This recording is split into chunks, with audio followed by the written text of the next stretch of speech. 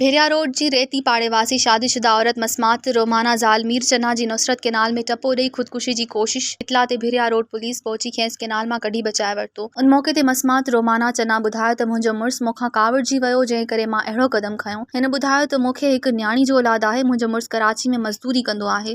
मूं पारां मुड़ुस खे परचाइण बावजूद बि हू था न पियो करे। हिन चयो त मुंहिंजो मुड़ुसु मीर चन्ना ॿियनि जे घरनि वञी वेहे थो। पाड़े में मखू माछी ऐं शाका माछी मुड़ुस सां गॾिजी मूं मथां तशदुद कंदा आहिनि। राब्ते ते भेरिया रोड थाणे जे SHO ग़ुलाम क़ादिर गोटचाणी ॿुधायो त पुलिस खे बर वक़्ति इतला मिलण ते पुलिस मौके ते पहुची औरत खे बचाए वरितो ऐं औरत खे पुलिस पारां तहवील में वरितो वियो। मज़ीद ख़बरनि ऐं तफ़सीलात लाइ विज़िट कयो असांजी वेबसाइट www.awamiNewsHD.com ऐं ॾिसंदा रहो अवामी न्यूज़ HD।